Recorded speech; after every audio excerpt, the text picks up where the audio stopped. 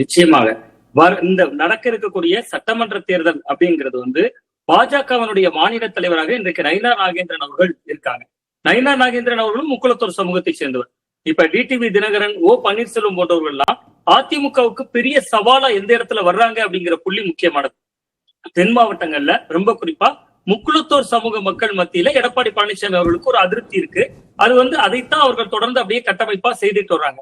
இந்த நேரத்துலதான் நயினார் நாகேந்திரன் அவர்கள் என்ன பண்றாருன்னா, நெல்லையில தன்னோட வீட்டுக்கே அழைத்து ஒரு 109 வகை உணவோட, சைவ உணவோட ஒரு விருந்து படைக்கிறார். அந்த கூட்டணி ரொம்ப ஜெல்லாகிறதுக்கான சில வேலைகள் பாக்குறாரு. அந்த வேலைகள்ல எடப்பாடி பழனிசாமி அவர்களும் நயினார் நாகேந்திரன் அவர்களும் ரொம்ப நெருக்கமா இருக்காங்க.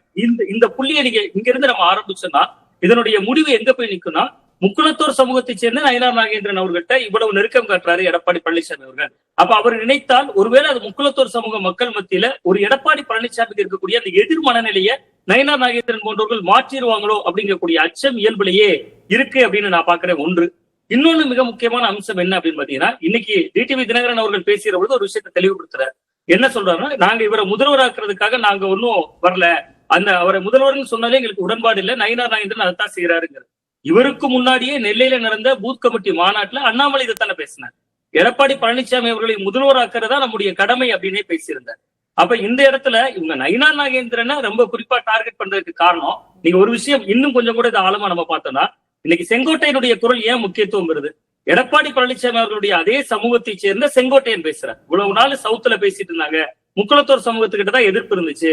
வெளியில எதிர்குரல்ல இருந்த ஓ பன்னீர்செல்வம், டிடிவி தினகரன், சசிகலா உள்ளிட்ட எல்லாருமே முக்குளத்தூர் சமூகத்தை சேர்ந்தவங்க. ஆனா இன்னைக்கு பாருங்க, எடப்பாடி பழனிசாமி அவர்களோட சொந்த சமூகத்துக்குள்ள இருந்தே ஒரு எதிர்ப்பு வந்துருச்சு அப்படிங்கிறதுனால அதற்கு கூடுதல் ஒரு முக்கியத்துவம் கிடைக்குது.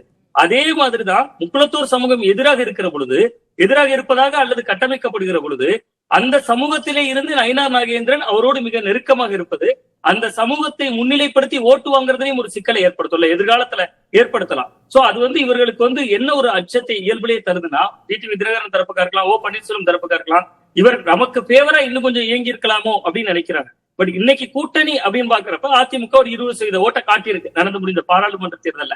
அவரே சொல்றாரு, டிடிவி தினகரன் அவருடைய குரலே சொல்லலாம், நாங்க எங்களை ஒரு துக்கடா கட்சியாக பார்க்கிறார் அப்படின்னு சொல்றாரு.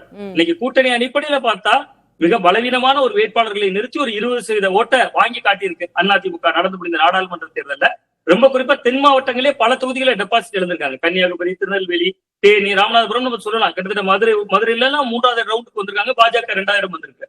சோ இதெல்லாம் வந்து டிடிவி தினகரன் அவர்களுடைய ஓட்டால, அந்த சைடு ஓ பன்னீர்செல்வம் ஓட்டவர்கள் இருந்ததால முக்குளத்தோர் ஓட்ட பாஜக அறுவடை செய்ததுனால ஏற்பட்ட மாற்றங்கள் அது.